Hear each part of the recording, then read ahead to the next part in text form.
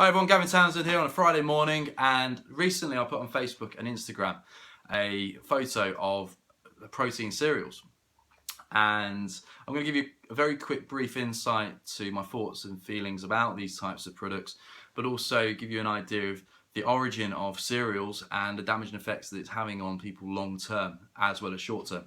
So when we look at the history of cereals, they mainly originate from America and the US. And as we all know, the obesity epidemic in America has pretty much done that the last 20 years or so. And in the UK today, we're following suit. So when you look at the obesity trends here in the UK, people are becoming more sedentary with their lifestyles, more engrossed with the likes of social media and the internet, and are less active and more sugar induced, and are kind of a bit fooled by the whole like fat versus sugar in the likes of nutrition.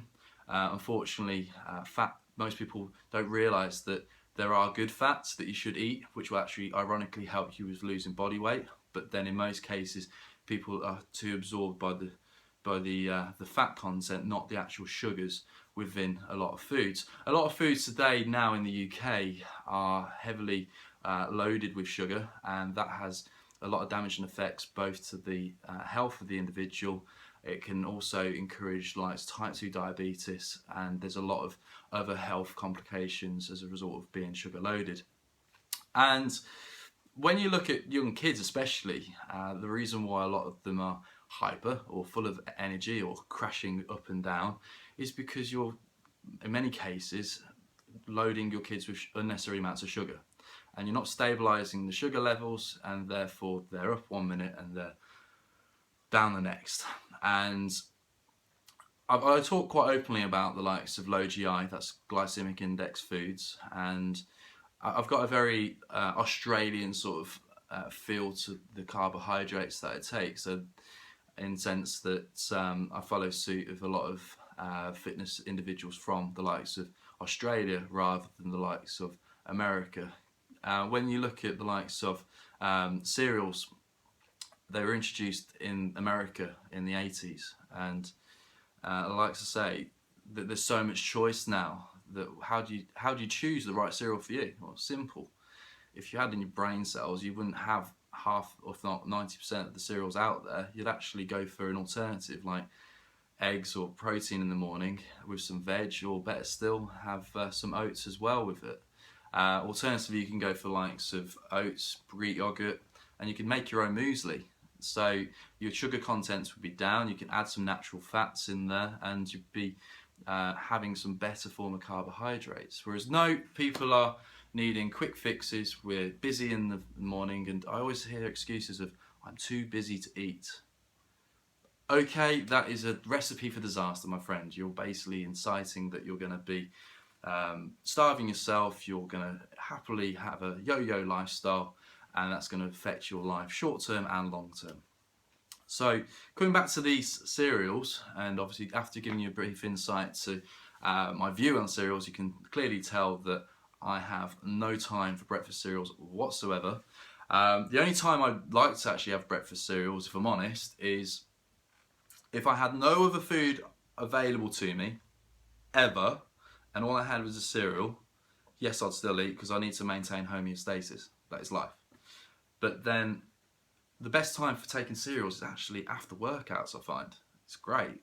Obviously, you're on a low ebb with energy, and you need a bit of an energy hit. So I actually find right now, because I'm bulking, I can have as much cereal as possible, as well as the likes of fruit with fructose and the likes of other foods as well. And this is another subject I'll come on to later. Right now, after a heavy weights training session, I'll probably try and maximise my calorific intake directly after exercise. So actually for me, cereals are fantastic, but not as a breakfast choice, but more as a post-workout for bulking. So what's my views on these breakfast cereals? Well, I did a photo, did a montage of 5 different breakfast cereals, and there's one missing, and that's actually the Shreddies one. And the reason why that's missing is because I had to go and have a lie down after eating that cereal. I felt rough. The reason why I felt so tired and lethargic is because for the last few months I've been fine-tuning my body. I was going to compete, but because of work and a few other things I decided not to. So because I've been so used to eating healthy foods, I've then had what felt like this onslaught of sugar rush through me by having 2 bowls of this shreddies, protein shreddies, and I felt overwhelmed by the sugar intake, if I'm honest. And the problem is, when you read these cereal packages, you identify that it states that per serving, no one has a small serving in a big bowl.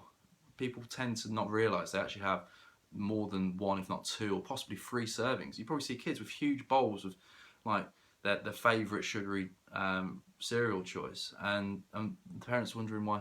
Oh, they're a little bit hyper today. Yeah, no shit shirt. Like you're overloading your child with excessive amounts of sugar and E numbers. Clearly they're going to be jumping off the ceiling. So anyway, coming back round to the cereals, don't touch the cereal shreddies, full stop, with Barge Pole, especially the protein source. That's my personal opinion. Sorry Shreddies and Kellogg's if you're going to come back to me, but that's my opinion. You need to look at your ingredient profile. Coming back round, this fuel, 10k protein with boosted multigrain flakes. I think anything that uses crazy rad advertising to try and sucker in kids, I think you need to really question it. So if you've got the cartoon animation characters on a lot of these cereals, you really need to look at the cereal content, and also look at the ingredients and the sugars as well. And the problem is when you start looking at ingredient information, it gets a little bit too overwhelming in terms of like the amount of quantity and percentage of this, percentage of that, sugar. And if, like I say, there's highlights of wheat gluten and sugar in this. So again, if I was to scale this out, the Shreddies, by the way, I'll give it a 0 out of 10 because I wouldn't touch it with a barge pole. This, I haven't even opened it, so a 1 out of 10. So if you've got nothing else to eat on the planet, perhaps look at that as an idea. So let's get rid of that. So I'm not going to talk about that. My next one, Weetabix Protein Crunch. Now, actually, I kind of like that one. It's quite a cool packaging. But again, looking at the actual ingredients, which matter, which a lot of people miss out.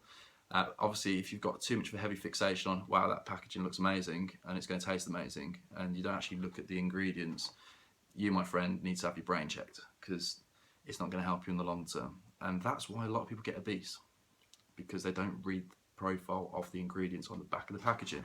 They look at the fancy packaging at the front, and if it tastes alright, then it should be alright. Anyway, moving on. The ingredient profile for this is great for post-training, I find. It's got reasonable amounts of fibre, carbohydrates, but the sugars are relatively high. And 6.6 grams of sugar per 30 grams of serving, so that's about 1/5 of the content is well, of sugar per serving. So for me, I'd only really stick to this after as a training session. So I'll probably give it about a 3 out of 10 as a breakfast cereal, but like for myself, about an 8 out of 10 for post-training. So again, I'll come on to this a little bit later on. So that's the protein Weetabix Crunch.